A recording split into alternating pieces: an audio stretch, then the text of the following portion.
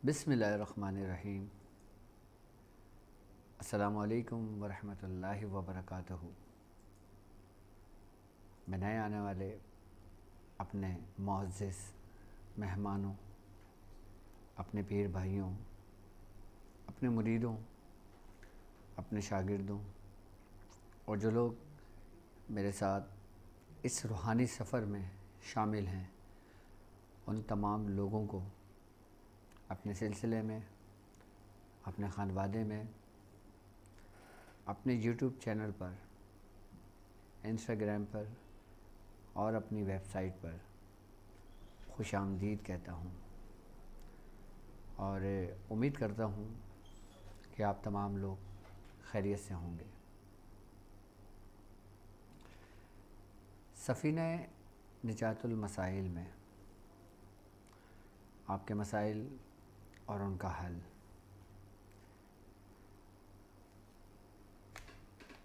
आपके रूहानी मसाइल हों या आपके जिस्मानी मसाइल हों या आप किसी मुज़ी अमराज में मुब्तला हों या किसी ऐसी बीमारी में मुब्तला हों कि जिसने आपकी कमर को तोड़ दिया हो और आपने दुनिया भर के उसका इलाज करवाया हो और आप परेशान हो, सफ़ीना निजातुल मसाइल आपके लिए, हमारे सिलसिले की, हमारे ख़ानवादे की एक ऐसा सफ़ीना है कि अगर आप इसमें चढ़ जाते हैं, इसमें अपना सफ़र करते हैं, तो यकीनन इस सफ़ीना निजातुल मसाइल की वजह से और अल्लाह रब्बुल इज़्ज़त की रहमत की वजह से। क्यों? क्योंकि ये सफ़ीना वो सफ़ीना है कि जिसकी कमांड हमारे बुज़ुर्गान दीन के हाथों है, हमारे औलिया कराम के हाथों है, हमारे पीर व मुर्शिद हकीम सूफ़ी तारिक अहमद शाह आरिफ़ जो मेरे वालिद मोहतरम हैं, उनकी तवज्जे, उनका फैज़ान, उनका इरफ़ान। क्योंकि जहाँ पर अल्लाह रब्बुल इज़्ज़त के दोस्त होते हैं और जहाँ पर अल्लाह रब्बुल इज़्ज़त का ज़िक्र किया जाता है,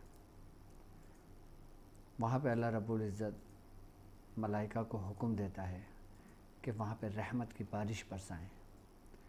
और जो लोग बुज़ुर्गान दीन के दामन को पकड़ लेते हैं, चाहे वो दुनियावी मकासद के लिए पकड़ें, चाहे वो बीमारियों से शिफायाब होने के लिए पकड़ें, चाहे वो अपने रब के लिए पकड़ें, अल्लाह रब्बुल इज़्ज़त उनको अपने रहमत के साए में ले लेता है। क्योंकि अल्लाह रब्बुल इज़्ज़त ने अपने दोस्तों से वादा किया है कि तुम अपने आप को मेरे हवाले कर दो, फिर मैं तुम्हारी आँखें बन जाऊँगा, फिर मैं तुम्हारे कान बन जाऊँगा, फिर मैं तुम्हारे हाथ बन जाऊँगा। यकीनन मैं उन्हीं औलिया कराम की बात कर रहा हूँ जो मेरे बुज़ुर्गान दीन हैं, जो मेरे बुज़ुर्गवार हैं, जो मेरे पीर व मुर्शिद हैं। आप अपने मसाइल और उनके हल के लिए हमें लाइव कॉल भी कर सकते हैं। हमारी वेबसाइट www.drabdulwajidshazli.com और shazliislamiccentre.co.uk। अब हमारी वेबसाइट पर जाकर आपके मसाइल और उनका हल का एक स्पेशली आप लोगों के लिए एक पेज है, आप उस पर भी अपने मसाइल हमसे शेयर कर सकते हैं। और जो लोग पर्सनली ये चाहते हैं कि वो मुझसे बात करें, आप हमारी वेबसाइट पर मेरा अपॉइंटमेंट भी आप ले सकते हैं। और जो लोग इंटरनेशनल अपॉइंटमेंट लेना चाहते हैं और जो लोग वेबसाइट पे मेरा अपॉइंटमेंट लेते हैं, उनको स्पेशली 15 to 20 मिनट्स मैं पर्सनली उनको देता हूँ, जो लोग वेबसाइट पे मेरा अपॉइंटमेंट बुक करते हैं। अगर आप लोग चाहते हैं, किसी मसाइल का शिकार हैं, तो आप हमारी वेबसाइट www.drabdulwajidshazli पर अपने इंटरनेशनल अपॉइंटमेंट आप बुक कर सकते हैं। आपको डेट टाइम सब कुछ बता दिया जाएगा। हम अपने ट्रांसमिशन का आगाज़ करते हैं, फिर हम लाइव कॉल की तरफ भी चलेंगे और फिर आपसे लाइव कॉल भी लेंगे, आपके मसाइल भी सुनेंगे और फिर कुरान और सुन्नत की रोशनी में आपको उसके मसाइल का हल बताएंगे इंशाअल्लाह। तो चाहे आप किसी भी मामलात में शिकार हों, चाहे दुनियावी मकासद हों या बीमारियों की सूरत में जिस्मानी मसाइल हों, आप हमसे डिस्कस शेयर कर सकते हैं। आज का हमने टॉपिक रखा है कि बदरुओं की हकीकत और दूसरे मज़ाहिब में इसका इस्तेमाल। लेकिन जब बदरुओं का लफ्ज़ आप सुनते हैं या आप पढ़ते हैं तो आपका कॉन्सेप्ट सीधा रूह की जानिब जाता है या सीधा बदरुओं की जानिब इस सेंस में जाता है कि ये बद रूह है, यानी कि गंदी रूह है। ये आपका यकीनन कॉन्सेप्ट उसी सूरत में जाता है। अगर बदरुओं की अगर हम हकीकत की अगर बात करते हैं कि एक बात याद रखिएगा कि जब इंसान मरता है, जो रूह होती है हमारे अक़ायद के मुताबिक मलाइका उस रूह को लेकर उसके असल मकाम की जानिब चल देते हैं, जो इंसान का अमाल होते हैं उसके महतेत, यानी कि इंसान के जैसे अमाल होते हैं इंसान की रूह उसी जानिब रवाना कर दी जाती है। अब जैसे हम कहते हैं कि मुसलमानों की रूहें जो हैं वो आलम बरज़ख में होती हैं और जो दूसरे मज़ाहिब के लोग हैं उनके मुख्तलिफ़ जगहें मौजूद हैं, जैसे हदीसों में हमें मिलता है, जैसे मुख्तलिफ़ मकामात पे बुज़ुर्गान दीन के हमें कॉल मिलते हैं कि जैसे अगर हम बात करते हैं मुसलमानों की, अगर हम बात करते हैं तो आपने देखा होगा कि मुसलमानों में कुछ लोग ऐसे भी हैं कि जो नमाज़ तो पढ़ते हैं, रोज़े भी रखते हैं, बुराइयों से भी दूर रहते हैं, हर गुनाहों से महफूज रहते हैं, और जब उनका आखिरी वक्त आता है तो वो अपने रब की तरफ इत्मीनान से लौटते हैं, यानी कि वो पाक रूहें होती हैं। और कुछ लोग ऐसे भी होते हैं कि जो नमाज नहीं पढ़ते या जब उनको वक्त मिलता है वो नमाज की अदायगी कर लेते हैं, कभी भूल जाते हैं, कभी पढ़ लेते हैं, कभी दुनियावी मकासद में लग जाते हैं, कभी रोज़ा रख लेते हैं, कभी नहीं रख ले, कभी तर्क कर लेते हैं, कभी गुनाहों में मुब्तला हो जाते हैं, कभी गुनाहों से हट जाते हैं।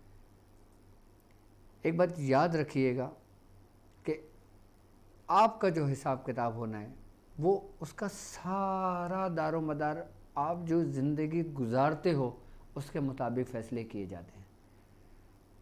आपने बेहतरीन और ऐसा तरीके से ज़िंदगी गुजारी हो तो आपके फ़ैसले उसी मुताबिक होंगे।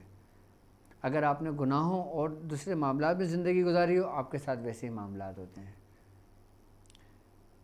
यानी कि अगर लोग कहते हैं कि बदरूहें, हम उसे कहते हैं जो बद काम करके दुनिया से मरते हैं और बदरूहें भटक जाती हैं। लेकिन एक बात याद रखिएगा कि रूह चाहे काफिर की हो, चाहे मुसलमान की हो, किसी की भी रूह हो, वो भटकती नहीं है, वो अपने असल मकाम की जानिब पहुंच जाती है, उसको लौटा दिया जाता है। अगर मुसलमान की रूह किसी पाक की रूह है तो वो उसको मकाम एलियीन में पहुंचा दिया जाता है।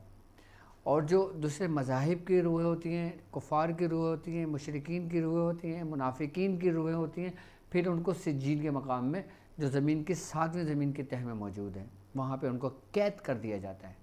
यानी कि रूह आज़ाद नहीं होती, रूह कैद होती है, चाहे काफिर की हो चाहे मुसलमान की हो, किसी भी मज़ाहिब की रूह हो वो कैद हो जाती है।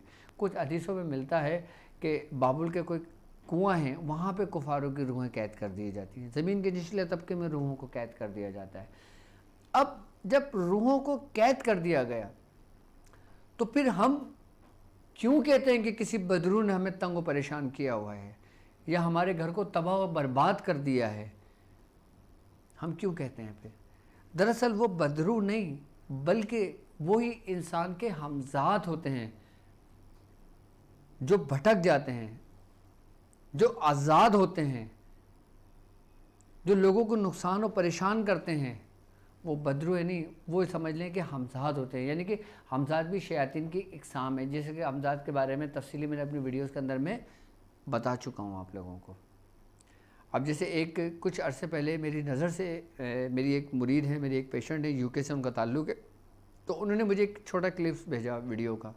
उनका डॉक्टर साहब आप ये देखें, और उसमें बाकायदा तौर पे ये दिखाया गया कि वो कहती हैं कि ये बिल्कुल रियल है और यहाँ पे बहुत वायरल हुई है ये, कि किसी खातून का कोई एक्सीडेंट हुआ, वो मरी, और बाकायदा तौर पे कैमरे के ने उसको फोकस किया, उसको कैप्चर किया कि मरने के बाद एक हैवला सा उसके ऊपर खड़ा हुआ है, और वो कुछ सेकंड खड़ा रहा और उसके बाद वो वहाँ से गायब हो गया, जबकि वो औरत मर चुकी थी।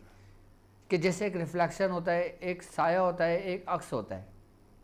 तो वो मुझसे पूछ रही थी कि क्या ये बदरू है, ये आप इसके ऊपर कोई प्रोग्राम करें, आप हमें बताएं, हमें समझाएं। तो उनके कहने पे मैंने ये टॉपिक रखा था। ये बदरू नहीं, रूहें तो अपनी असल जानिब पहुंच गई हैं जो उनका मकाम था। ये उसी औरत का या उसी मर्द का, वो उसका हमजाद था, यानी कि वो शैतानी कुव्वत है।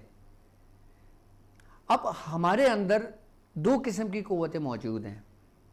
एक वो कुव्वत जो पॉजिटिव है, यानी कि जिसको मुस्बत कहते हैं, एक वो कुव्वत जो नेगेटिव है जिसको हम मनफी कहते हैं। ये दोनों कुव्वतें इंसान के पास हैं, यानी कि एक हमजाद की कुव्वत और एक रूह की कुव्वत। यानी रूह की कुव्वत वो जो हमें रूहानियत के रास्ते पर ले जाती है, हमजाद की कुव्वत वो जो हमें शैतानियत पर ले जाती है, शैतानियत के रास्ते पर ले जाती है। अब जितने जादूगर होते हैं, जितने मुख्तलिफ मज़ाहिब, अच्छा हर मज़ाहिब में अच्छे बुरे लोग मौजूद हैं। मैं ये नहीं कहता कि सारे लोग बुरे हैं, मैं ये नहीं कहता कि सारे लोग अच्छे हैं। हर मज़हब, दुनिया के जितने भी मज़हब हैं, सब में अच्छे और बुरे लोग मौजूद हैं। अच्छा, अब वो लोग जो हमजाद से काम लेते हैं, वो फिर गुमराही के रास्ते पर निकल जाते हैं, और वो लोग जो अपनी रूहानियत से काम लेते हैं, वो अच्छी जगह पे निकल जाते हैं, यानी कि वो सीधे रास्ते पर होते हैं। लेकिन एक बात याद रखिएगा, सीधे रास्ते पर होने के लिए आपके अंदर एक नूर का होना बहुत ज़रूरी है। वो नूर क्या है? वो नूर है ला इलाहा इल्लल्लाह मुहम्मदुर रसूलुल्लाह। इसका होना ज़रूरी है। अगर आपके अंदर ये ना हुआ, और आप कितने ही अच्छे क्यों ना हुए, आपने कितनी ही अच्छी ज़िंदगी बसर क्यों ना की हो, आपने कितने ही अच्छे मामलात लोगों के साथ क्यों ना किए हो, उसका सब का सब अजर आपको दुनिया में ही दे दिया जाएगा, आखिरत में आपका कोई हिस्सा नहीं होगा। क्योंकि मरने के बाद ही असल ज़िंदगी और असल दुनिया शुरू होती है। यानी रूहानियत वो जो बुजुर्गान दीन के तरीके कार रहा है। अच्छा, इस कुव्वतों का ताल्लुक दुनिया के हर मज़ाहिब में मौजूद है, हर मज़हब में मौजूद है, हर उसमें मौजूद है। अब आप ये देखते होंगे कि अगर अब सपोज कि अब हम एक हमारे दिल में एक सवाल पैदा होता है कि चले हम एक चीज़ को मान लेते हैं कि एक काफिर है, उसका ताल्लुक तो चलो कोई दीन से है ही नहीं, उसने तो एक्सेप्ट ही नहीं किया, ठीक है। लेकिन आप, ये मैं लोगों के सवाल बता रहा हूँ आपको, कि आप हमें ये बताएं कि एक ऐसा शख्स जो मुसलमान हो, जो कलमा भी पढ़ता हो, आई बस समझ में, और मुसलमान घराने में हो, लेकिन उसके अमाल ऐसे हों कि वो हमजाद से काम लेता हो, यानी कि उन शैतानी कुव्वतों से काम लेता हो, उसके बारे में आप क्या राय देते हैं? एक बात याद रखिएगा कि ऐसे लोग अक्सर व बेशतर हर जगह मौजूद हैं, जो अपने वक्ती फ़ायदे के लिए अपने ईमान को ख़तरे में डालते हैं, अपने ईमान को ख़तरे में डालते हैं। अगर कोई शख्स हमजाद का कोई अमल करता है और अमल करने के बाद उसको जगाता है, और जगाने के बाद उससे वो काम लेता है, चाहे वो जितने ही अच्छे रास्ते पर क्यों ना हो, चाहे वो कितना ही ईमानदार, नेक, मुत्तकी, परहेज़गार क्यों ना हो, एक बात याद रखिएगा कि वो उसको गुमराह करके ही छोड़ता है। जब भी बुजुर्गान दीन फरमाते हैं, औलिया कराम फरमाते हैं कि आप वो काम करें जो आपके हक में बेहतर हो। अब लोग बोलते हैं ना कि यार हमें हमजाद जगाने का कोई आसान सा अमल बता दें कि हमजाद को हम कैसे जगाएं। लोग हमजाद को जगाना आसान समझते हैं, जबकि अगर हमजाद के जगाने की बात की जाए तो हमजाद, अगर आपने ज़रा सी भी लचक खाई, आपसे ज़रा सी भी गलती हुई, तो यही हमजाद आपको मार भी सकता है, आपकी पूरी नस्ल को तबाह बर्बाद भी कर सकता है, और आपको अपने जैसा शैतान ही बना लेता है। अगर किसी मुसलमान शख्स ने, अगर हमारे साथ इस रूहानी सफ़र में हज़ारों की तादाद में लोग मौजूद हैं कि इन्होंने कभी अपनी ज़िंदगी में कोई हमजाद का अमल पढ़ लिया हो, कर लिया हो, मैं चाहता हूँ कि वो ताइब हो जाए, वो तौबा कर लें। अल्लाह तबारक तआला बेहतरीन तौबा को कबूल करने वाला है। क्यों? क्योंकि हमजाद के अमल के बारे में हमारा ये कॉन्सेप्ट है कि ये अमल अगर हम करें तो हम जल्द कामयाब हो जाते हैं। यानी कि अगर हम रूहानियत का अमल करते हैं तो उसमें हमें एक थोड़ा सा टाइम लगता है, और अगर हम हमजाद का कोई अमल करते हैं, कोई शॉर्टकट अगर हम रास्ता अपनाते हैं, तो हम जल्दी कामयाब हो जाएंगे, जबकि ऐसा नहीं है। जबकि ऐसा नहीं है। ये वक्ती तौर पर शैतान आपका माविन और मददगार हो जाता है, और आप समझते हो कि आप हमजाद से काम ले रहे हो, जबकि वो हमजाद नहीं होता, वो शयातीन ही होते हैं जो आपकी मदद कर रहे होते हैं। यानी कि आपको आहिस्ता आहिस्ता आहिस्ता अपनी तरफ मानूस कर रहे होते हैं, अपनी तरफ खींच रहे होते हैं, और आप ये समझ रहे होते हो कि आप सीधे रास्ते पर हो, जबकि ऐसा नहीं होता।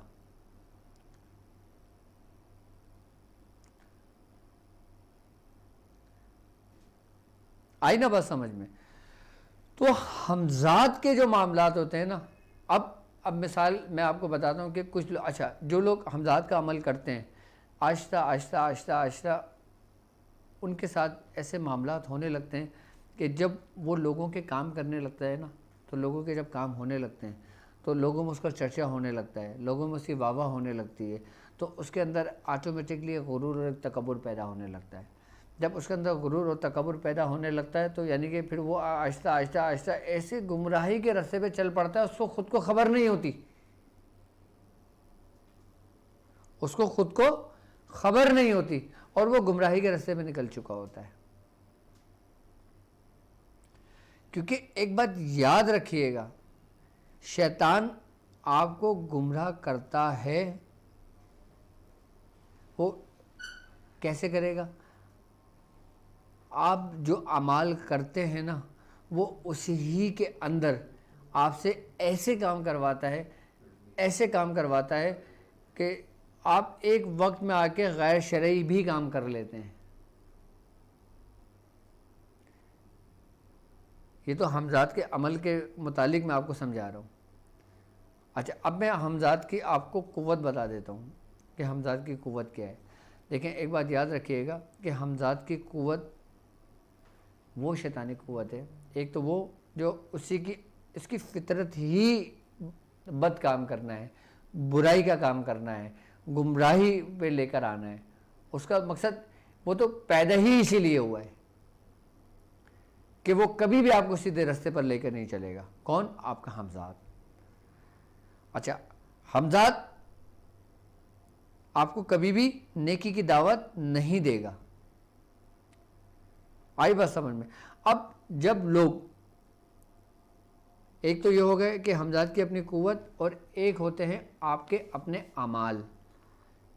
अच्छा, आपका हमजाद उतना ताकतवर होगा कि जितना आपके अमाल होंगे, यानी कि आप जितना गुमराही में मुब्तला होंगे, आप जितना गुनाहों में मुब्तला होंगे, आप जितना बदी के काम करेंगे, आप जितना बुराइयों के काम करेंगे, आप जितना जुल्म करेंगे, आपका जो हमजाद होगा वो उतना ही ताकतवर होगा। जैसे काले जादू करने वाले हो गए, जैसे सिफली इल्म करने वाले हो गए, जैसे ये जादू करने वाले हो गए, इनका ईमान क्यों निकल जाता है? सिर्फ इसी वजह से इनका ईमान इनके जिस्मों से निकल जाता है, इनके कल्ब से निकल जाता है, इनके रूह से निकल जाता है कि वो खुद एक शैतान बन जाते हैं।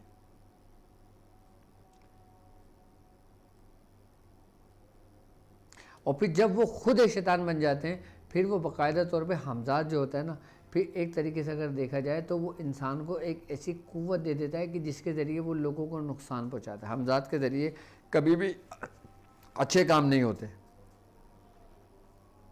वो हमेशा बुराई की दावत देता है और बुरे ही काम करता है, और एक वक्त ऐसा आता है कि वो उसको मार देता है।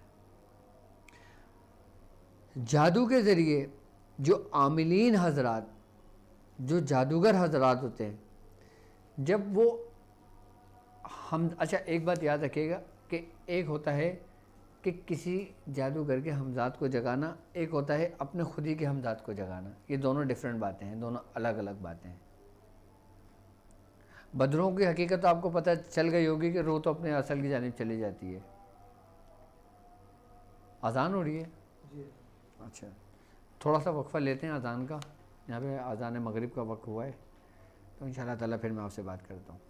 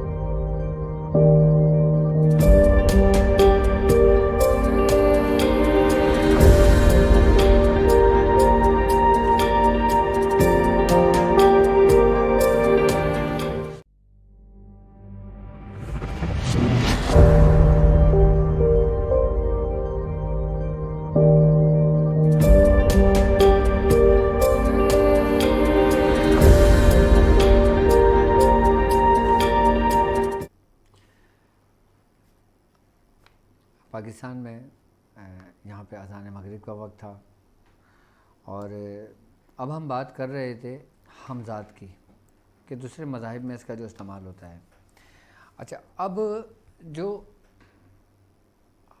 हमज़ात है, अब जैसे एक आमिल किसी का हमज़ात जगाता है, किसी जादूगर जब कोई मर जाता है तो उसका हमज़ात जगाता है, या कोई औरत जो जादूगरनी होती है वो मर जाती है, उसका हमज़ात जगाता है, या फिर कोई ऐसे मासूम बच्चे हों जो किसी बीमारी की सूरत में मर जाते हैं, या कोई किसी जादू के ज़ोर की वजह से उनकी मौत वाक़या हो जाती है, तो फिर वो उनके हमज़ात को जगाता है। एक होता है कि किसी के हमज़ात को जगाना और एक होता है कि ख़ुद के हमज़ात को जगाना।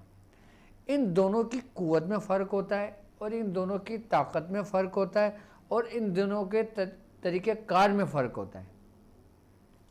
अक्सर व बेशतर जो आमिलीन होते हैं वो ख़ुद का हमज़ात नहीं जगाते हैं, वो दूसरे का जाके हमज़ात जगाते हैं। यानी कि दूसरी शयातीन को, दूसरी इन क़ुव्वतों को हासिल करने के लिए वहाँ जाके पढ़ाइयाँ करते हैं, कुछ ऐसे कलमात पढ़ते हैं और कुछ ऐसे तरीक़ेकार करते हैं, ऐसे जानवरों का इस्तेमाल करते हैं जिनकी वजह से वो हमज़ात जागता है। अच्छा, एक बात याद रखिएगा कि हमज़ात को जगाने के लिए हमज़ात उस वक्त जागता है कि जब उसको कोई खुराक दी जाती है। अच्छा, खुराक क्या होती है? खुराक उसकी ये होती है कि जैसे किसी ऐसे जानवर को ज़िबा करना कि जिस पे तकबीर ना पड़ी हो, जिस पे अल्लाह का नाम ना लिया हो, जो अल्लाह की राह में ना किया हो। आई बस समझ, जो झटका जिसे कहते हैं उसको ज़िबा किया हो, और उसकी खुशबू से फिर वो हमज़ात जागते हैं। और फिर जो इंसान जो कलाम पढ़ता है, जो भी कलमात की अदायगी करता है, जो शिरकिया कलमात पढ़ता है, उससे फिर वो जागते हैं। फिर वो बाकायदा तौर पे जागने के बाद फिर वो उससे कौलो करार करते हैं। ये इतना आसान नहीं है जितना मैं आपको आसान समझा रहा हूँ, एक बता रहा हूँ। ये सिर्फ एक आपको समझाने के लिए मैंने तरीक़ेकार समझाएँ कि जो जादूगर आमिलीन होते हैं वो हमज़ात को इस तरीके से हाजिर करके फिर लोगों को नुकसान पहुँचाने के लिए, फ़ायदे के लिए कोई भी काम नहीं करता। शुरू में आपके फ़ायदे के लिए 1% अगर काम कर ले वो एक अलग बात है, लेकिन 99% आपके नुकसान देने के लिए आपको काम किया जाता है ये। लेकिन वो आमिलीन जो अपना हमज़ात जगाते हैं वो शहरों में नहीं रहते हैं, वो ज़्यादातर अपना रुख रखते हैं या तो जंगलों में, बयाबानों में, वीरानों में, या फिर कब्रिस्तान के किसी ऐसे मकाम पर कि जहाँ पर ये समझ लें कि या तो ईसाइयों का कब्रिस्तान हो या फिर कोई ऐसी जगह हो कि जहाँ पे शयातीन बहुत कसीर तादाद में मौजूद हों, वो उन जगहों का रुख करेगा। क्योंकि इंसान का अपना जो हमज़ात होता है ना, वो दूसरे हमज़ात के बनिस्बत बहुत ताकतवर होता है, बहुत पावरफुल होता है। और बाकायदा तौर पर अगर हम हिंदू मज़हब की अगर हम बात करते हैं और अगर हम दूसरे मज़ाहिब की अगर हम बात करते हैं, तो बाकायदा हिंदू मज़हब का ये अक़ीदा है कि आप काला जादू कर सकते हैं। यानी कि अच्छे बुरे लोग उनमें भी मौजूद हैं, लेकिन उनमें ये कॉन्सेप्ट है कि जो पॉजिटिव क़ुव्वत और जो नेगेटिव क़ुव्वत है वो ये करते हैं कि इन दोनों का ही इस्तेमाल करना जानते हैं और करते हैं वो। अच्छा, हिंदू मज़हब के भी अंदर सबसे ज़्यादा जिन पे ज़ोर दिया गया है, सबसे ज़्यादा जिनको फोकस दी गई है, सबसे पहले वो भी जो मरने के बाद जब उनकी चिताओं को जला दिया जाता है, जब उनके हमज़ात जो होते हैं ना, इब्तिदाई दौर में सबसे पहले उनको जगाने के वो तरीक़ेकार करते हैं, उनकी तरबियत लेते हैं। अपने जो उनके जो गुरु होते हैं अपने चेलों की तरबियत उसी सूरत में करते हैं कि सबसे पहले उनको मंत्र दे के उसी जगह पे बिठा के उनको एक दायरा हिसार में रख कर फिर उनको मंत्र बताया जाता है कि तुम इस मंत्र से इस शैतान को अपने काबू करने की कोशिश करो। यानी कि हर की बुनियाद ही यही है कि वो किसी और के शैतान को अपने ताबे करते हैं। कोई अपने फ़ेल से करता है, कोई अपने कलाम से करता है, कोई अपने किरदार से करता है, कोई शैतान को ताबे करने के लिए पूरा शैतान बन जाता है। और फिर एक वक्त आता है कि ये शैतान उसको अपने जैसा ही कर लेते हैं। लेकिन ये वो मर्ज़ है कि जिसके बारे में इस्लाम के अंदर बाकायदा तौर पे इसकी सख्त से सख्त सज़ा है। यानी कि काला जादू करने वाला हम में से नहीं है। और अक्सर व बेशतर सबसे ज़्यादा अब हमारे पास जो मरीज़ आते हैं वो अक्सर व बेशतर इसी मर्ज़ में मुब्तला होते हैं। किस में? आसेब में, शैतानी नज़र में, जादू में, जिन्नात में, नज़र बद में, हसद की उसमें, आग में, अक्सर व बेशतर लोग इसमें मुब्तला होते हैं। लेकिन अब इन सब की मुख्तलिफ अलामतें, अगर मैं इसको बताना शुरू करूँ तो हमारा जो है ना बहुत समझ लें कि तवील हो जाएगा। और हमारा जो ये सेशन है सफ़ीना नजातुल मसाइल है, तो मैं समझता हूँ बदरों की हकीकत मैं समझता हूँ आप लोगों को बहुत आसानी के साथ समझ में आ गई होगी कि जिनको बदरू कहते हैं वो दरअसल शयातीनी क़ुव्वतें होती हैं, वो माफ़ूकुल फ़ितरत क़ुव्वतें होती हैं कि जो इंसान की नज़रों से तो ओझल होती हैं लेकिन वो अपनी क़ुव्वत रखती हैं, जिसको हम कहते हैं कि ये मनफी क़ुव्वतें हैं। यहाँ पे मस्बती क़ुव्वतें मौजूद हैं, वहाँ पे मनफी क़ुव्वतें मौजूद हैं। अब आपने मसाइल और उनके हल के लिए आप हमें कॉल कर सकते हैं और आप हमें वेबसाइट पे भी ज्वाइन कर सकते हैं और आप हमें लाइव कॉल कर सकते हैं। स्क्रीन पर आपको नंबर नज़र आ रहा होगा। जी अस्सलाम वालेकुम। जी मेरी बहन, कौन और कहाँ से बात कर रही हैं?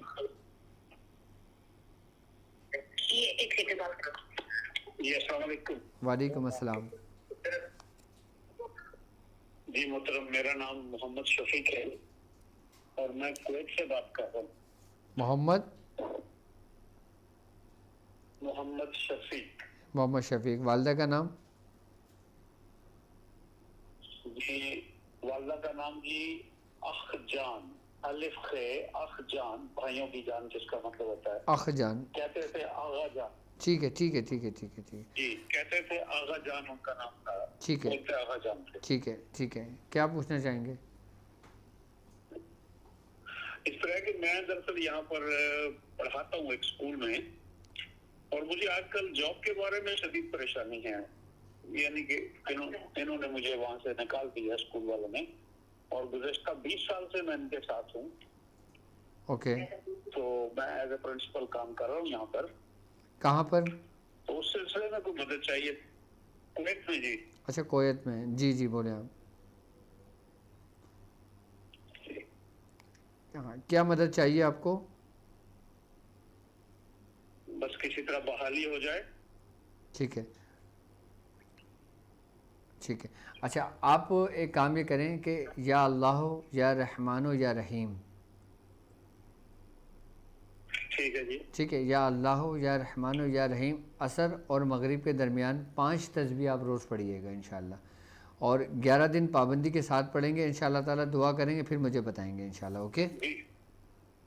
असर और मगरिब के दरमियान, असर और मगरिब के दरमियान 500 मरतबा। ठीक है जी, बिल्कुल 500 मरतबा पढ़ना है। अच्छा, आप अपने जिस्मानी अमराज के लिए भी आप हमसे कांटेक्ट कर सकते हैं। अगर आप चाहते हैं कि आप कोई ऐसी बीमारी हो जिसमें आपको शिफा नहीं मिल रही हो और आप चाहते हैं कि किसी नुस्खे का हम आपसे पूछ लें या कोई दवाई का हम आपसे पूछ लें, तो आप बेफ़िक्र होकर हमसे लाइव कॉल अभी कर सकते हैं। जी अस्सलाम वालेकुम। वालेकुम सलाम डॉक्टर साहब, मैं फैजान बोल रहा हूँ। तो जाना अब मैंने जाना 2 दिन पहले आपको जो है वो कॉल की थी, और जाना मैं मेरी से आज से मैं आपसे जो है बात की थी। तो जाना आपने जो है कहा था कि अपनी फैमिली के जाना अननेम जो है ना वो कर दूँ, सेंड कर। आपकी आवाज़ मुझे क्लियर नहीं है।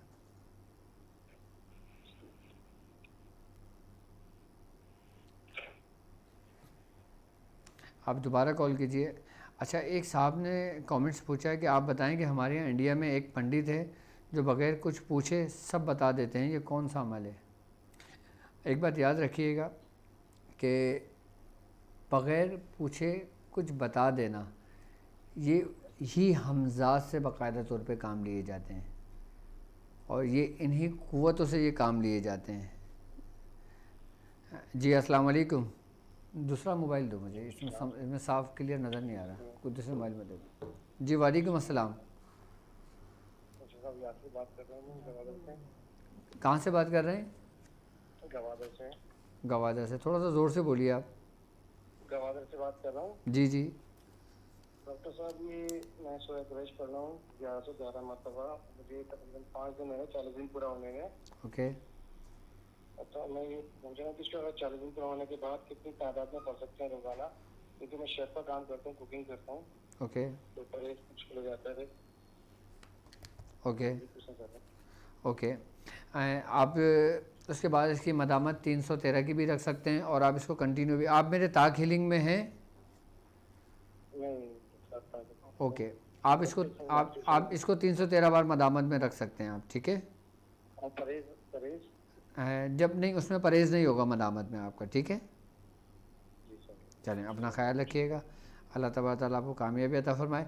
आप अगर बदरूहों के मुतालिक, जादू के मुतालिक, किसी हमजाद के मुतालिक, शयातीन के मुतालिक अगर आप कुछ पूछना चाहते हो तो आप हमें कमेंट्स कर सकते हैं। कमेंट्स भी मेरे सामने मौजूद हैं और मैं इंशाअल्लाह ताला कोशिश करूँगा कि आपको जामे और मुख्तसर जवाब दे सकूँ। जी अस्सलाम वालेकुम। अस्सलाम वालेकुम। वालेकुम। डॉक्टर साहब बात कर रहे हैं? जी बिल्कुल बात कर रहे हैं।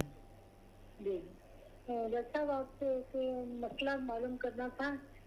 काफ़ी अच्छे से मुझे इस परेशानी ला कर बड़ी कोशिश कर चुकी हूँ, पर कोई इस मसले का हल मुझे नज़र नहीं आ रहा कहीं से भी। असल मसला ये है कि कुछ अर्से पहले मतलब घर के कुछ लोग ना मेरे ये परेशानी पैदा करने के लिए एक तावीज़ का इस्तेमाल कर रहे थे। मतलब वो हाथों में पकड़ के जिस वक्त भी मेरे सामने करते थे तावीज़, हमें महसूस भी नहीं होता था। ऐसे लगता था जैसे बच्चे के गले से बंदा उतारता है तो हाथ में पकड़ लेता है, इस तरह वो पकड़ के जिस वक्त भी हमारे सामने लेके आते थे तो हमारे घर में लड़ाई झगड़ा शुरू हो जाता था या बच्चों यानी बीमार हो जाना। अच्छा ये बताएं, आप कहाँ रहती हैं आप? मैं रहती हूँ रावलपिंडी। अच्छा, रावलपिंडी में रहती हैं। अच्छा, अगर घर के अंदर ऐसे कोई तावीज़ात लेकर आता है या कोई ऐसे मामलात होते हैं तो आप एक काम ये कर सकती हैं, या तो समंदर तो वहाँ पे है नहीं, तो या तो नहर या कोई दरिया बहते, दरिया का पानी ले लें आप, ठीक है। और उस पानी में 40 मरतबा सूरह कुरैश पढ़ के दम करें और उस पानी से पूरा घर आप धो लें।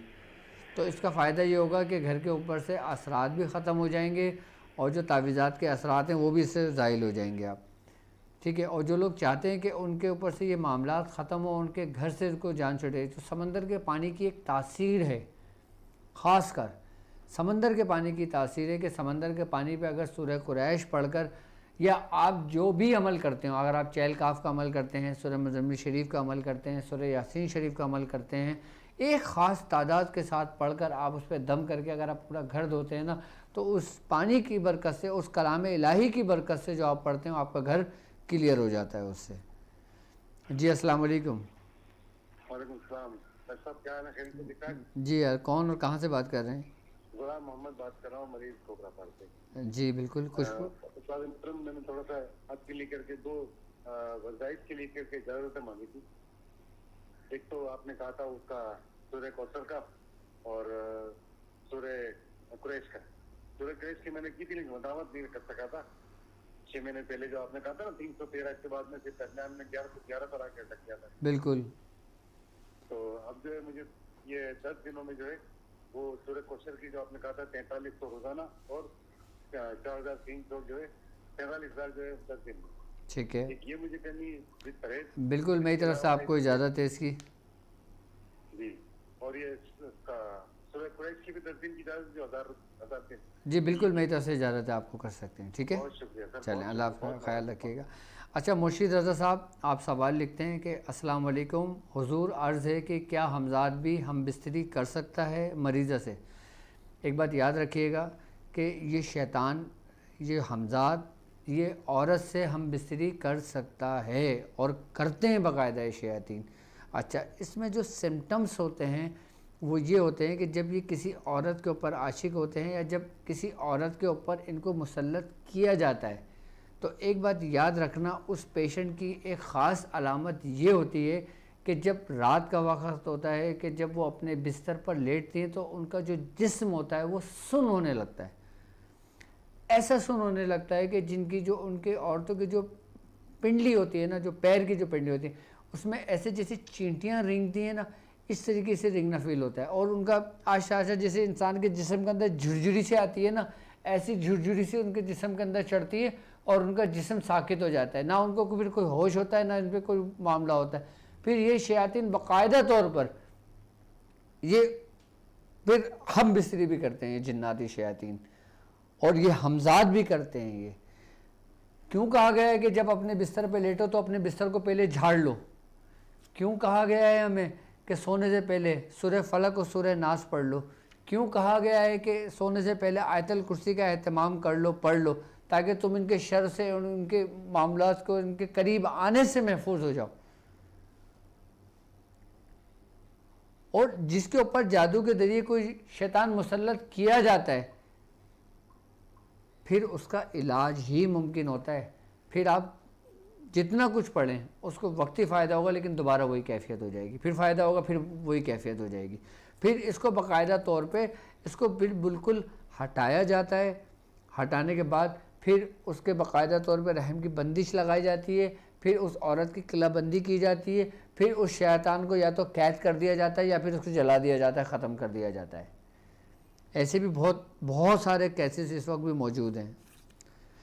अमजाद के मुतालिक, बदरूहों के मुतालिक, खबीस के मुतालिक, शयातीन के मुतालिक अगर आपके कोई भी सवाल हो, आप कमेंट्स में कर सकते हैं। मोबाइल मेरे सामने है, मैं इंशाल्लाह पढ़ के आपको जितना तफसीली जवाब दे सकूँगा मैं इंशाल्लाह जवाब देता रहूँगा।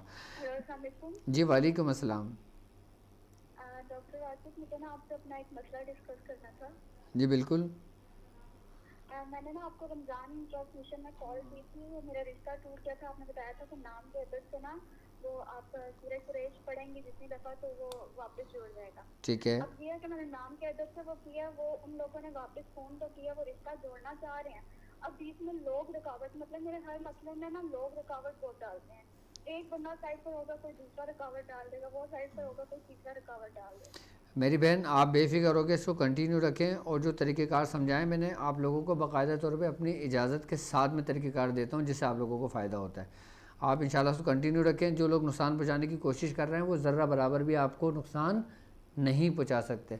और एक काम ये कर लीजिएगा, लिसन, एक काम ये कर लीजिएगा, आप जितनी तादाद में पढ़ रही हैं ना, जैसे सपोज़ के 220 मरतबा पढ़ रही हैं, 444 मरतबा पढ़ ली हैं या 100 मरतबा पढ़ ली हैं, आप उतने ही पैसे सदका कर दें। जैसे आप 220 मरतबा पढ़ रही हैं तो आप 220 रुपये लेके सदका कर दें और उसको कंटिन्यू रखें।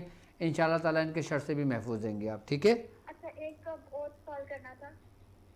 मुख्तसर सवाल कीजिए। जी, मुझे आपसे अपना ख्वाब डिस्कस करना था कि मैंने ख्वाब में देखा कि मैं नबी पाक सल्लल्लाहु अलैहि वसल्लम के लिए ना ऐसे बाकायदा तमाम करती हूँ ख़त्म का, और एक चांदी के थाल में अंजीर, खुबानी, अंगूर और अखरोट होते हैं, और मैं देगों से चावल लोगों को बांटती हूँ। मुझे ख्वाब की ताबीर से पता करनी थी। ठीक है, माशाल्लाह बहुत अच्छा ख्वाब है ये आपका, और इसका मतलब ये है कि आपको दीन और दुनिया दोनों में नेमतें अल्लाह तबारक ताला आपको नेमतें अता फ़रमाएगा, जो दुनियावी नेमत भी होगी और आखिरत का हिस्सा भी उसमें होगा।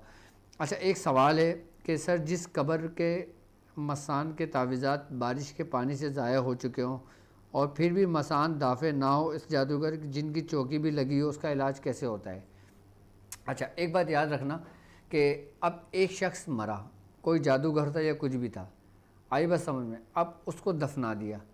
ठीक है, दफनाने के 3 दिन के अंदर अंदर अगर कोई दूसरा जादूगर उसका हमदाद जगाना चाहे तो वो हमदाद जगा सकता है, लेकिन अगर उसको दफनाने के बाद अगर उसकी कब्र पे पानी पड़ गया, यानी कि बारिश का जो पानी होता है, और 3 दिन बारिश का पानी हो गया, उसके ऊपर बारिश हो गई जिससे वो पूरी भीग गई, तो फिर याद रखना कि उसका हमदाद फिर इतनी आसानी से नहीं जागता, यानी कि फिर उसके असरात ज़ाहिल होने लगते हैं। आई बात समझ में?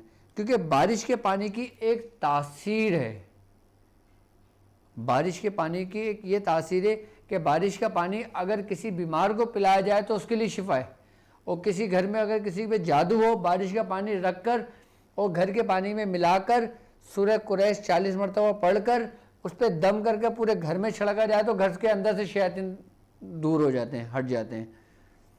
और बारिश का पानी लगने के बाद भी अब जो सवाल है आपका कि अगर उस पर चौकी लगी हो, तो एक बात याद रखना, जिसके ऊपर चौकी लगी होती है ना, तो उसका इलाज फिर चौकी के ज़रिए ही मुमकिन होता है, फिर पढ़ाई के ज़रिए मुमकिन नहीं होता। मैं क्यों आप लोगों से कहता हूं कि आप लोग इस रास्ते को समझें। जिस दिन आप इस रास्ते को समझ लिया, आपने रूहानियत को समझ लिया, आपने इस वे को समझ लिया, आपके लिए हर चीज़ आसान हो जाएगी। मैं चाहता हूं कि आप लोगों की, जो मेरे साथ चलने वाले लोग हैं ना, उनकी बेस मजबूत हो। अब हमें बेस का पता ही नहीं है, अब हम लगे हुए हैं पढ़ने में। किसी की 1.25 लाख की ज़कात अदा कर रहे हैं, किसी की 2 लाख की ज़कात अदा कर रहे हैं, किसी की 10 लाख की ज़कात अदा कर रहे हैं, और फिर ये कहते हैं कि हमने तो इतना पढ़ा है, अब हमसे तो कुछ होता नहीं है। भाई कैसे होगा तुमसे? कलाम में कोई शक नहीं है, आपने कलाम तो पढ़ा है, लेकिन उस तरतीब, उस तरीके से नहीं पढ़ा कि जिसका पढ़ने का आपको हुक्म दिया गया है। कुरान पाक अल्लाह रब्बुल इज़्ज़त की वो वाहिद किताब है जो अगर कोई नाकिस पढ़ता है तो वो कामिल हो जाता है, कोई कामिल पढ़ता है तो वो अकमल हो जाता है, कोई अकमल पढ़ता है तो वो मुकम्मल हो जाता है। वरना दुनिया की कोई किताब ऐसी नहीं है। ये वो वाहिद किताब है अल्लाह रब्बुल इज़्ज़त की जो पूरी पूरी हिफ्ज़ होती है इंसान के कल्ब में। लेकिन इसको समझें, पहले इस रास्ते को समझें कि जिस रास्ते पर आप चल रहे हो। अब हम क्या करते हैं, जब कोई दिन आते हैं ख़ास, हुजूर इसकी इजाज़त दे दें, हुजूर ने कहा जी जी इजाज़त है, करें। अब वो पढ़ने बैठ गए, असल चीज़ को नहीं समझते, असल चीज़ पूछते ही नहीं है, सिर्फ इजाज़त का पूछते हैं कि हुजूर कितना पढ़ना है। ये कितना क्या होता है ये? पहले आप इस रास्ते को समझ तो लें। जब तक आपने अपने अंदर को बेदार नहीं किया, जुबान से लाख अल्लाह अल्लाह अल्लाह अल्लाह करते रहे, कुछ नहीं होगा। पहले अपने मन की रोशन, अपने मन को तो रोशन करें, अपने अंदर तो रूहानियत को जगाएं, अपने अंदर की कुव्वतों को तो उभारें। जब आप एक दफा अल्लाह भी कहोगे ना तो वो अर्श पे सुनाई देगा।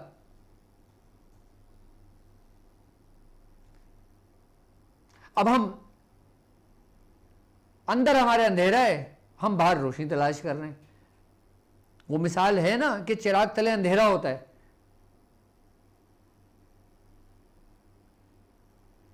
तो पहले आप अपने आप को समझें, अपनी रूहानी कुव्वतों को समझें। पहले आप अपने अमाल को समझें, अपने अमाल को देखें, अपने किरदार को देखें, अपनी ज़िंदगी को देखें। आप देखें कि आप अपनी ज़िंदगी कैसे बसर कर रहे हैं। अब आप आंखों से टीवी देख रहे हैं, खबरनामे देख रहे हैं, ड्रामे देख रहे हैं, फिल्में देख रहे हैं, सब कुछ कर रहे हैं, और फिर रात में ज़कात भी अदा कर रहे हैं, और बाहर दोस्तों में हंसी मजाक भी हो रहा है, गालम गलोच भी हो रही है, सब कुछ हो रहा है, बुराई के भी काम हो रहे हैं, गुनाह, कुछ हमसे गुनाह भी ऐसे सरदर्द हो जाते हैं जो हमें पता नहीं होते, लेकिन वो गुनाह होते हैं। और फिर हम आगे रात में जब टाइम होता है हम ज़कात अदा करने बैठ जाते हैं, फिर हम ज़कात अदा करते हैं, फिर हम भूल जाते हैं, फिर सुबह उठते हैं हमें कुछ याद ही नहीं होता हमने रात को क्या किया था। फिर हम अपने पीरो मुर्शिद से कहते हैं हुजूर 40 दिन हो गए अभी तक कुछ हुआ नहीं। कैसे होगा मुझे बताएं। हमारे मियाँ हुजूर इस मामलात में बहुत सख्त हैं। वो कहते हैं कि पहले तुम अपनी इस्लाह करो, अपने बातिन की इस्लाह करो, अपने आप के अपने अंदर एक चिराग मौजूद है जिसको तुम रोशन करोगे। तुम्हारा मुर्शिद उस चिराग में सिर्फ तेल डालता है, दिया जलाना तुम्हारा खुद का काम होता है। तुम्हारा मुर्शिद तुम्हारे अंदर एक बीज बोता है कि जिससे रूहानियत का दरख्त अंदर से फूटता है। उस दरख्त की नेगेबानी, उस दरख्त की परवरिश, उसको पानी देना, सब कुछ करना वो मुरीद का काम होता है, पीर का काम नहीं होता। मियाँ हुजूर फरमाते हैं कि अगर हमल ठहरना होता है तो एक सोबत में हमल ठहर जाता है, और अगर हमल ना ठहरना हो तो हजारों सोबतें बेकार होती हैं। यानी तुम्हारे लिए तुम्हारे पीर की सोबत ऐसी ही है कि अगर तुम्हारी पहली सोबत में उसका असर तुम पर हो गया तो तुम कामयाब हो गए, नहीं तो हजारों सोबतें तुम्हारे लिए बेकार है। अब लोग बुजुर्गाने दिन के साथ सारी सारी जिंदगियां गुजार देते हैं। जब वक्त आता है तो वो वहीं के वहीं खड़े होते हैं। क्या उस बुजुर्ग की काबिलियत पे कोई शक है? नहीं, बिल्कुल नहीं। उसने अपने अंदर से हिजाब को दूर नहीं करा था। शेख का काम जितना है वो उसने उतना ही करना है ना, बाकी तो आपने खुद करना है। आपके मसाइल और उनका हल है इंशाअल्लाह ताला। मैं भी इस टॉपिक पे मज़ीद गुफ्तगू करता रहूँगा। अगर कोई इसके मामले में सवाल हो तो आप मुझसे ज़रूर कमेंट्स कर सकते हैं। जी अस्सलाम वालेकुम। वालेकुम सलाम। मैंने ना अपनी दादी के बारे में पूछना है। वो ना कुछ दिन तकरीबन महीना 1.5 महीना पहले ना एक जनाजे से आई है खानदान में से। तो उनकी इतनी हालत खराब हो गई जैसे उनको ना कुछ चीजें नजर आने लग गई, चीजें उठा उठा के फेंकनी थी। तो दादी किसके जनाजे में चली गई? दादी ना वो खानदान का काफी अहम जनाजा था। वो उनका ना भांजा फौत हो गया था। भांजा या पता नहीं भतीजा, तो उसके जनाजे पे गई थी। अच्छा। तो उससे वापस आई है तो इस तरह की कर रहे थे, फिर इलाज करवाया तो ठीक हो गई। लेकिन अब फिर 2 महीने बाद फिर 2 दिन से ना वो इसी तरह की हरकतें कर रही हैं। कभी देख के कहती हैं मैं तुम्हें मारूंगी, तुम्हारे गर्दन उड़ा दूंगी हवा में, किसी को देख के कभी कोई चीज फेंक के मार रही हैं। समझ नहीं आ रहा ये क्या हो रहा है उनके साथ। अच्छा, आप एक काम करें, सूरह यासीन, ठीक ठीक है, सूरह यासीन एक दफ़ा पढ़कर पानी दम करके अपनी वालदा को पिलाएं, अपनी दादी को पिलाएं। ठीक है। ठीक है, ये अमल 3 दिन करें, और सॉरी 1 हफ़्ता करें, 7 दिन। 7 दिन के बाद मुझे नेक्स्ट इंशाल्लाह ताला ट्रांसमिशन में बताइएगा। ठीक है? ठीक। Okay okay. अच्छा, उस्ताद मोहतरम, फोत शुदा अज़ीज़ को ख्वाब में देखने का कोई अमल बता दें।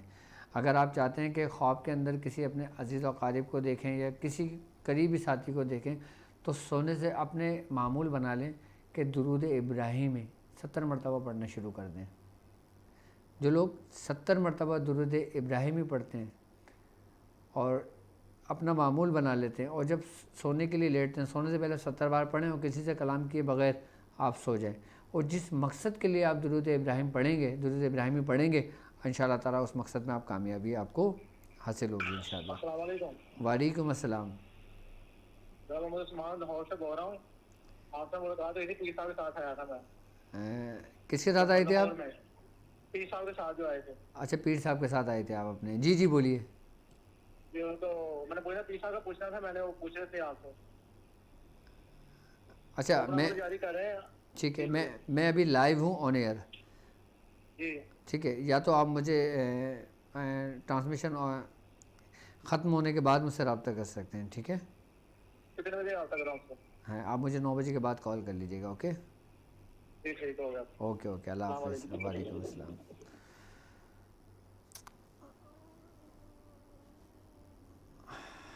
अच्छा, सावन सही तो जिन्नात का मसला है मगर हल नहीं होता मेरी बहन का।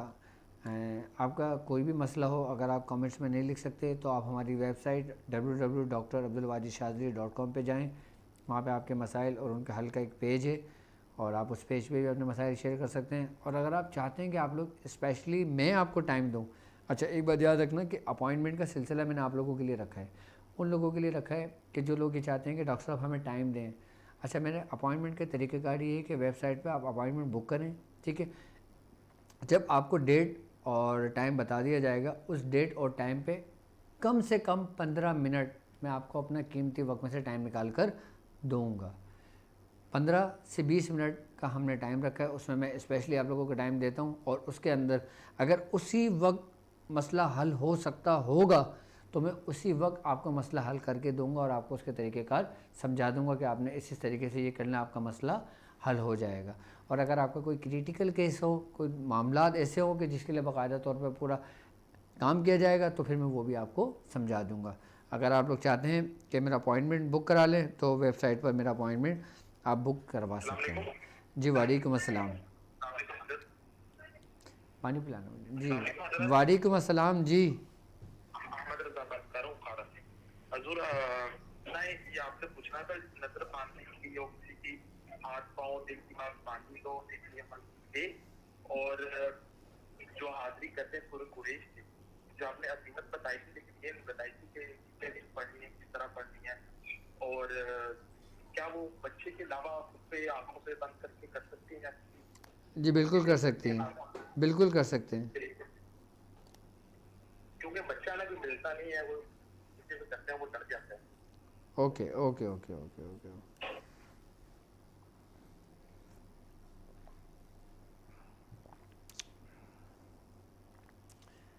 जी अस्सलाम वालेकुम। वालेकुम सलाम। क्या हाल है आपके? जी कौन और कहाँ से बात कर रहे हैं? सर मैं बार बात कर रहा हूँ न्यूज़ चैनल से। कहाँ से? मियां चन्नू से। जी मियां चन्नू से। अच्छा मियाँ चन्नू से बात कर रहे हैं। जी जी बोलिए। जी जी। सर लास्ट टाइम आपसे मुलाकात हुई फैसलाबाद में, तो मैंने अपने रिलेटिव्स का एक मसला आपके सामने रखा था जिसके लिए आपने या फेज़ या सलामों का अमल लिया था। ओके अल्हम्दुलिल्लाह सर, पहले फीडबैक तो ये है कि बहुत अच्छा रिजल्ट रहा पहले दिन की पढ़ाई से। माशाल्लाह। और मतलब जो बात करना और सुनना गवारा नहीं करते थे, उन्होंने बैठ के पिछले 15 साल के मामला बैठ के सुने माशाल्लाह। बगैर ऊंची आवाज के।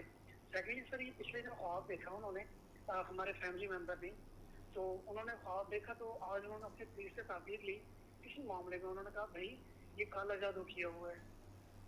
ठीक है, तो हजरत ये अब अमल जारी रखिए इसी तरह से। बिल्कुल अमल या फिर बिल्कुल अपना अमल जारी रखें, क्योंकि मैं जो भी अमल आप लोगों को देता हूँ, जो भी तरीक़ेकार आपको समझाता हूँ, बाकायदा तौर पे मुकम्मल इजाज़त के साथ मैं आपको देता हूँ।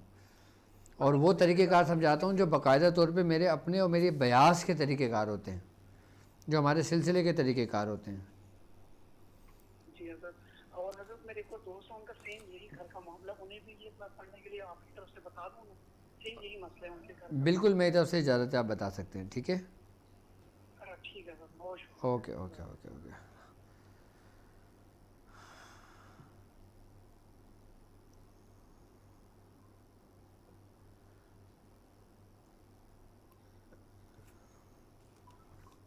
जी अस्सलाम वालेकुम। वालेकुम अस्सलाम। पीर मुर्शिद बाबर अर्ज कर रहा हूँ इस्लामाबाद से। जी बाबर साहब, कैसी तबीयत है आपकी? जी शुक्र अल्लाह का पीर मुर्शिद, और आपकी दुआ है और आपके बताए हुए अमल और चिल्ले चल रहे हैं पीर मुर्शिद।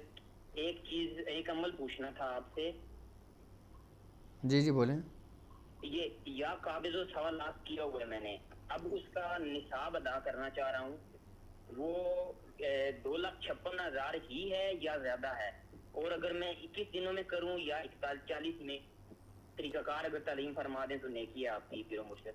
ठीक है, आप इसको पूरे 40 दिन में मुकम्मल करें 40 दिन और में। कोशिश करें कि इसको अगर करना हो तो मुहर्रम की पहली तारीख से शुरू कीजिएगा।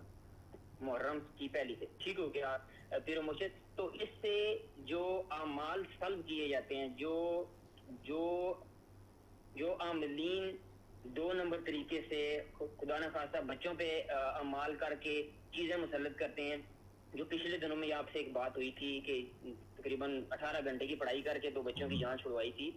तो ये बता दें कि या काबिज़ों से उनके अमल कैसे सल्ब हो सकते हैं ऐसे आमलीन के? या काबिज़ों के ज़रिए?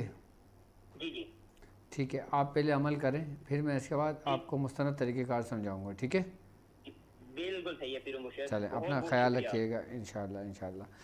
अच्छा शहज़ाद अली साहब, आप कमेंट्स करते हैं कि जब मैं मुराकबे में बैठता हूँ और ध्यान लगाने की कोशिश करता हूँ तो मेरे पूरे जिस्म में ख़ारिश लग जाती है, और ये हमेशा तब होता है जब मुराकबे में बैठता हूँ, और ख़ारिश रुक जाती है जब मैं मुराकबा छोड़ता हूँ।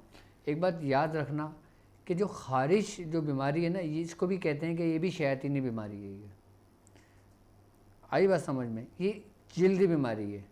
अगर हम इसको फ़िज़िकली देखेंगे, अगर इसमें जिस्मानी अमराज में देखेंगे तो ये खून की ख़राबी की वजह से पैदा होती है।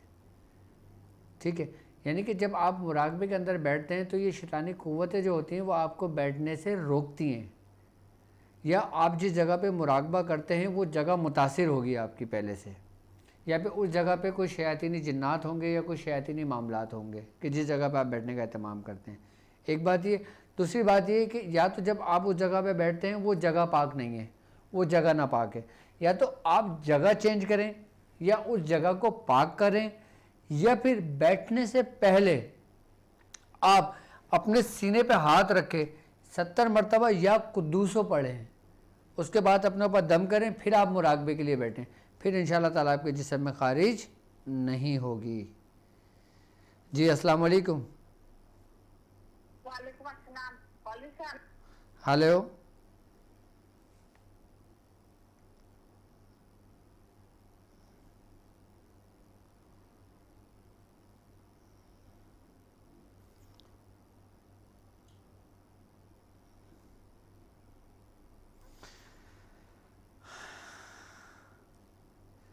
हेलो, अस्सलाम वालेकुम। अस्सलाम वालेकुम। जी वालेकुम सलाम।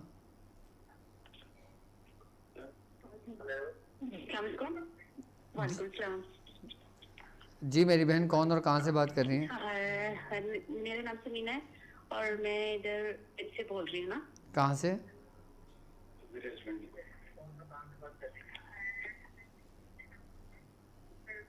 जी अस्सलाम वालेकुम। जी बोलिए। कुवैत से, कुवैत से। ओके ओके बोलें। मैं कुवैत से बात कर रही हूँ ना। जी जी मेरी बहन आपकी आवाज़ आ रही है, आप बोलिए। जी मैं कैंसर पेशेंट हूँ और मैं कैंसर की पेशेंट हूँ। मुझे 2014 में हुआ था कैंसर ना। तो अभी जो है अभी मेरा दोनों साइड पे था। अब बोन में डिफेक्ट हुआ है ना, लेकिन डॉक्टर ने अभी मेरा देखा तो क्या है कि बेहतर है ना। लेकिन मैं इस सिलसिले में बात करना चाह रही थी, आप मुझे कुछ पढ़ने के लिए बता रहे करें, मेरे ये खत्म हो जाए बिल्कुल। कैंसर आपको क्या डायग्नोज हुआ है? ब्रेस्ट कैंसर हुआ था ना, पहले राइट साइड पे था, फिर लेफ्ट साइड पे हुआ। ओके, तो इसका ट्रीटमेंट चल रहा है या डॉक्टर ने इसको रिमूव कर दिया? जी जी रिमूव कर दिया दोनों साइड ना। ओके, अभी मेरा हड्डियों में डिटेक्ट किया अब हड्डियों में उन्होंने हो ना। गया, ठीक लेकिन है। वो भी मेरा बोन स्कैन हुआ है तो वो शुक्र अल्लाह का, वो भी अभी ठीक आया है मेरा ना। डॉक्टर ने बताया नहीं है ना। अच्छा, लेकिन जाहिर है जिसम में कहीं ना कहीं वो मौजूद रहता है, आपको पता है इसका। बिल्कुल बिल्कुल। तो अच्छा, एक तो मुझे इसका बता दें और दूसरा एक आपने सीरी वाला एक जगह बताया था कोई हर के लिए सबके के लिए, तो वो कर सकती हूँ? बिल्कुल आप कर सकते हैं, मेरी तरफ से आपको इजाज़त है। मैं आपको एक तरीक़ेकार समझाता हूँ, अभी आप समझने की कोशिश करें और उसको समझें, ठीक है। अच्छा ये आप बताएं कि आप सूरह कुरैश पढ़ती हैं? जी पढ़ती हूँ। ठीक है, कितना पढ़ रही हैं सूरह कुरैश आप? मैं बैठ के पढ़ती हूँ, ठीक है, जितनी भी पढ़ी जाए। ठीक है। आप कोशिश ये करें कि सूरह कुरैश कम व बेश कम से कम 70 मरतबा पढ़ें, ठीक है। इंशाल्लाह। अच्छा, आपने एक तरीक़ेकार ये करना है कि सुर्ख लाल मिर्च लेना है आपने। साबित लाल मिर्च होती है ना, जिससे नज़र उतारते हैं बच्चों की, अमूमन आपने देखा होगा, जी जी जी। ठीक है।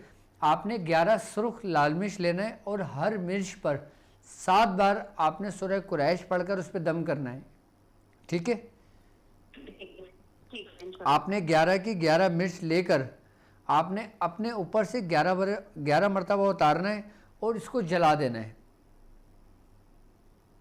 ठीक है। अच्छा, और ये काम आप खुद करेंगी और ख़ुद किचन में बैठेंगी, और जब इसकी कोई धांस होगी या इसकी कोई स्मेल होगी ना, आप उसको इनहेलर करेंगी, आप उसको खींचेंगी सांस के ज़रिए अपने अंदर।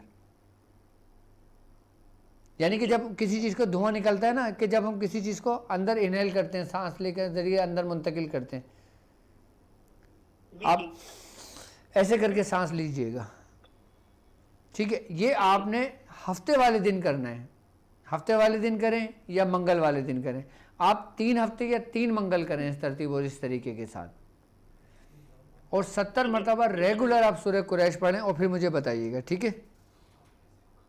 जी जी ठीक है इंशाल्लाह। अच्छा, ये एक ख़ास तरीक़ेकार होता है जो तरतीब व तरीके समझाया ना। अब हम इसको इनहेल क्यों करते हैं, मैं आपको उसका भी रीज़न बताऊंगा। जी अस्सलाम वालेकुम। जी वालेकुम अस्सलाम। जी डॉक्टर वाजिद साहब? जी बिल्कुल बात कर रहे हैं। हजूर बड़ी नवाजिश है कि शुक्र है कि मेरी आपसे बात हो चुकी है, कॉल पर बात हो रही है। हजूर मैंने एक मसला था कि मेरा पूरा घर मुतासर हुआ है जादू के साथ। ठीक तो है, अल्हम्दुलिल्लाह मैं आपका मरीज भी हूँ और मैं लाहौर पे आपके साथ आता जाता भी रहता हूँ। मेरी आपसे बात 2-3 दफ़ा मुलाकात भी हुई है हजूर। तो काफ़ी दफ़ा कॉल की है लेकिन आप माशाल्लाह मसरूफ़ होते हैं, तो इसलिए थोड़ी सी मुश्किल हुई थी। तो आज मेरा आपसे बात हो रही है, तो आप मुझे कुछ ऐसी तरीका हजूर बता दें कि जिस्म मेरा पूरा, यानी कि कोई कोई हिस्सा ऐसा है कि जो वाइब्रेशन करता है और एकदम ब्लड प्रेशर हाई हो जाता है कि समझ से बाहर ऐसे मौत के वसवसे से आते हैं। ठीक है, आपका नाम क्या है पूरा? हजूर अगर मुझे थोड़ा सा आप नाराज ना हो तो थोड़ा सा मुख्तलिफ टाइम में अगर कॉल इससे बाद में कर सकता हूँ कॉल आप? ठीक है, ठीक है, ठीक है, ठीक है, आप मुझे भी ट्रांसमिशन ख़त्म होने के बाद कॉल कर लीजिएगा। ओके जी, जज़ाकल्लाह। ओके ओके, अल्लाह हाफिज़। अच्छा, अब्दुल रज़ाक साहब, अस्सलाम वालेकुम। डॉक्टर साहब, काली मुर्गी से जादू का इलाज किया जाता है, उसका तरीक़ेकार इरशाद फरमा दें। ठीक है, बिल्कुल मैं आपको समझाता हूँ। एक कॉल ले लेते हैं। जी अस्सलाम वालेकुम। हेलो जी अस्सलाम वालेकुम। हेलो हेलो जी कौन और कहाँ से बात कर रहे हैं? हेलो क्या आप मुझसे सुन सकते हैं? अच्छा ठीक है। अच्छा, काली मुर्गी से जादू का इलाज, मैं उसका तरीक़ेकार आपको सिंपल समझा देता हूँ। ठीक है जी, अस्सलाम वालेकुम। वालेकुम अस्सलाम डॉक्टर साहब, मेरा नाम रऊफ अहमद है और लंदन से कर रहा हूँ। रऊफ साहब? हाँ जी, लंदन से। ठीक है जी रऊफ साहब, क्या पूछना चाहेंगे? डॉक्टर साहब मैंने पहले भी एक दफ़ा फ़ोन किया लेकिन बात नहीं हो सकी। बड़े भाई फैसल रहमतुल्लाह बिन सलीमा बेगम उसका मुकम्मल नाम है, और उसके इलाज मामले के बारे में आपसे बात करनी है। आपने मुझे डिटेल व्हाट्सएप की है? हाँ जी। ओके, आप एक काम ही कर लीजिए, अभी तो मैं लाइव हूँ। ठीक है, आप मुझे व्हाट्सएप डिटेल कर दें, इंशाल्लाह ताला ट्रांसमिशन ख़त्म होने के बाद मैं इंशाल्लाह मीटर चेक करके मैं आपको बता देता हूँ। ओके चलें, ओके, अल्लाह हाफिज़। अच्छा, काली मुर्गी से जादू का उतार करना, इलाज करना कैसे किया जाता है मैं आपको समझा देता हूँ। अच्छा, इसके लिए आपको कुछ सामान की ज़रूरत पड़ेगी।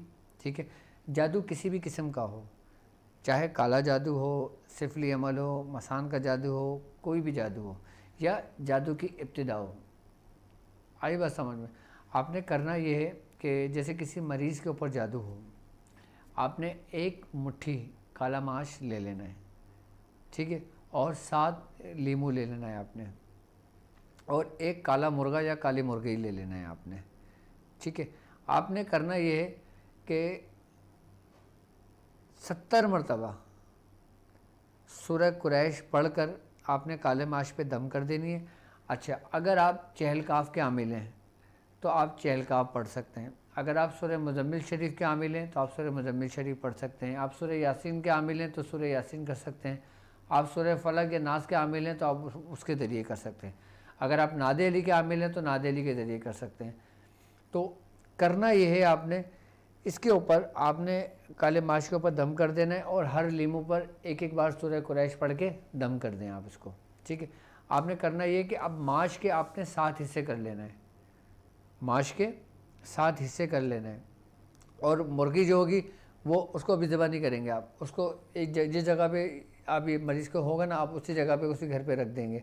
या आप मुर्गी 7वें दिन भी ले सकते हैं आप, क्योंकि मुर्गी का काम, जो मुर्गी का काम होगा वो आखिरी दिन होगा, शुरू में नहीं होगा। आपने करना ये होगा कि 70 बार आपने सूरह कुरैश पढ़ के माश पे दम कर दिया, उस मरीज़ को दे दिए। उस मरीज़ ने उसके 7 हिस्से करना है, और एक हिस्सा रोज़ाना मरीज़ ने अपने ऊपर से सर से लेके पूरा पैर तक लेकर आना है। ऐसे 7 दफ़ा वो अपने ऊपर से उतारेगी और उसको जलाकर उसकी राख को एक डिबिया में इकट्ठा कर लेगी। यानी कि 7 दिन माश जलाकर उसकी राख को एक डिबिया में इकट्ठा कर लेना है। अच्छा, जो डिबिया लें या कुछ ऐसी चीज़ लें तो कोशिश करें कि वो मिट्टी की हो। मिट्टी का कोई जार ले लें, या मिट्टी की कोई ऐसी प्याली ले लें, या मिट्टी का कुछ ले लें, उसके अंदर उसको जमा करते रहें। जमा करने के बाद रोज़ाना एक अपने ऊपर से हिस्सा उतार के जला के उसकी राख को लगा लें, और लीमू अपने सराहने रख के सो जाएं, सुबह उतार के काट के बाहर फेंक दें।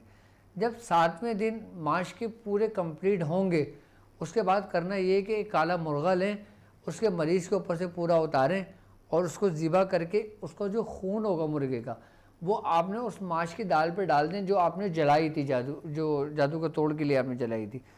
उस वक्त खून उसमें डाल दें। उसके बाद डालने के बाद उसको ढक्कन बंद करके उसको लपेट के किसी वीरान जगह पे उसको जाके दफना दें और मरीज़ को गुस्ल करने का हुक्म दे दें। अच्छा, मरीज़ को गुस्ल आप करवाएं या तो समंदर के पानी से गुस्ल करवा दें उसको, या नहर के पानी से गुस्ल करवा दें, या फिर दरिया के पानी से गुस्ल करवा दें। और अगर ये पानी नहीं मिलते आपके इर्द गिर्द तो आप नॉर्मली जो घर में जो पानी होता है, जो ज़मीनी पानी होता है, कुएँ का पानी होता है, बोरिंग का पानी होता है, उस पानी से गुस्ल करवा दें मरीज़ को। तो इससे भी जादू के मामलात ख़त्म हो जाते हैं। कितना टाइम हो गया? मैं 1 घंटा 10 मिनट हो गया। तो आपके मसाइल और उनके हल के लिए टाइम तो हमारा ओवर हो चुका है, लेकिन आप लोगों के सवालात बहुत ज़्यादा हैं। लास्ट कॉल ले लेते हैं। जी अस्सलाम वालेकुम। वालेकुम अस्सलाम। हुजूर कैसे हैं आप? जी अल्हम्दुलिल्लाह। हुजूर मैं ये जानना चाह रहा था हुजूर कि ये जो हुब वाला हमने अमल किया है, तो अगर ये चांद की 14 डेट में हम ना कर सके तो 15 या 16 चांद को कर सकते हैं, अगर कोई बहुत खास मजबूरी हो या बहुत ज़्यादा ज़रूरत हो? क्यों? हजरत असल में मेरा अमल जो है वो चांद की 15 डेट को पूरा होगा। हजरत मुझे ये अमल अपनी भाई और भाभी के लिए बहुत ज़रूरी करना है, तो हजरत फिर 1 महीना बहुत ज़्यादा लेट हो जाएगा। अगर आप इजाज़त इनायत फरमा दें। और ठीक है, मेरी तरफ से इजाज़त है आपको। Thank you so much sir, thank you जज़ाकल्लाह। ठीक है, ओके सर, अल्लाह हाफिज़। अच्छा, आज एक नुस्खा समझ लें कि एक सवाल अभी कमेंट्स में आया है कि टाइफाइड के लिए कोई नुस्खा बता दें। और आजकल आपको पता है वायरस और वायरल के लें, वायरस के लें या कोई बीमारी के लें जो बुखार की सूरत में बहुत ज़्यादा फैल रही है, तो उसके लिए और टाइफाइड के लिए और मूज़ी अमराज के लिए, यानी कि बुखार किसी भी वजह से हो, किसी भी सूरत का हो, किसी भी उसका हो, उन तमाम बुखारों के लिए, जिस्म में दर्द के लिए, सर दर्द के लिए और जो मौसम की वजह से कैफियत होती है उसके लिए आप ये नुस्खा बना के रखें और नुस्खे का इस्तेमाल करें इंशाल्लाह। फिर मुझे बताइएगा। आपने करना ये है कि करंजवा, ठीक है, करंजवा अब नॉर्मली आपको जड़ी बूटी वालों की दुकान जो पंसार होते हैं वहाँ पे मिल जाता है। आप करंजवा लें, उसको जब कूटेंगे तो अंदर का उसका मगज़ ले लें, यानी कि मगज़ करंजवा आपने 100 ग्राम ले लेना है, बरगे तुलसी आपने 100 ग्राम ले लेना है, पीपला मोल आपने 50 ग्राम ले लेना है, सुरनजान शीरी आपने 100 ग्राम ले लेना है, सुरनजान तल्ख आपने 50 ग्राम ले लेना है, ठीक है। यानी कि करंजवा मगज़ 100 ग्राम, बरगे तुलसी 100 ग्राम, पीपला मोल 50 ग्राम, सुरनजान शीरी 100 ग्राम, सुरनजान तल्ख 50 ग्राम। आप इन तमाम का जो ना सफ़ूफ बना लें, यानी कि इन सब को पीस लें। पीसने के बाद 500 मिलीग्राम कैप्सूल खाली मिलते हैं, आप वो कैप्सूल में पाउडर भर लें। एक कैप्सूल रोज़ाना सुबह शाम इस्तेमाल करें मरीज़ को। और अगर कोई बच्चा है तो उसकी डोज को कम कर दें, और अगर कोई बड़ा है यानी कि 15 साल से ऊपर आपने एक कैप्सूल देना है, और अगर 18 साल प्लस है तो एक सुबह और एक शाम देना है। और अगर कोई बच्चा है तो आपने कैप्सूल के 4 हिस्से करके एक हिस्सा उसको चटा देना है बुखार के लिए, जिस्म में दर्द के लिए। ये हर किस्म के जो मौसमी जो वायरल होता है उसको दूर करता है, हर किस्म के बुखार के लिए फ़ायदेमंद है, जिस्म के दर्द को फ़ायदेमंद है, और कमज़ोरी की वजह से जो बुखार चढ़ता है उसके लिए फ़ायदेमंद है। अच्छा, अब हमारा टाइम काफ़ी हो चुका है, और सफ़ीना निजातुल मसाइल में आपके मसाइल और उनके हल के लिए हमने ये सेशन रखा है आपके लिए। और बाकायदा तौर पर आप हमारी वेबसाइट पे भी हमें ज्वाइन कर सकते हैं, और आप हमारे टेलीग्राम ग्रुप का भी ज्वाइन कर सकते हैं, आप हमें इंस्टाग्राम पे भी ज्वाइन कर सकते हैं। एक बात याद रखिएगा कि इंस्टाग्राम हो, फेसबुक हो, व्हाट्सअप हो, टेलीग्राम हो, यूट्यूब हो, वेबसाइट हो, सब कुछ आपको एक ही नाम से मिलेगा। इसके अलावा अगर किसी और नाम से होगा तो उससे हमारा कोई ताल्लुक़ नहीं है। हमारा कोई भी प्लेटफॉर्म होगा वो डॉक्टर अब्दुल वाजिद शाज़ली के नाम से होगा। और कोशिश ये कीजिएगा, आजकल कुछ लोगों ने व्हाट्सएप पे भी हमारे नाम से मुख्तलिफ़ ग्रुप बना लिए हैं और वो उसको रन कर रहे हैं। लेकिन एक बात याद रखिएगा कि अगर व्हाट्सएप पे मेरा नंबर ख़ुद मौजूद हो, मेरा नाम उसमें मौजूद हो, तो आप उसको एक्सेप्ट कीजिएगा, वरना वहाँ से आपकी मर्ज़ी, आप चाहें तो वहाँ से एग्ज़िट हो जाएं, या चाहें तो वो आपका पसंद मैटर है, ठीक है। आपके मसाइल और उनके हल के लिए आप हमें व्हाट्सएप पे भी ज्वाइन कर सकते हैं, हमें टेलीग्राम भी ज्वाइन कर सकते हैं, हमें वेबसाइट भी ज्वाइन कर सकते हैं।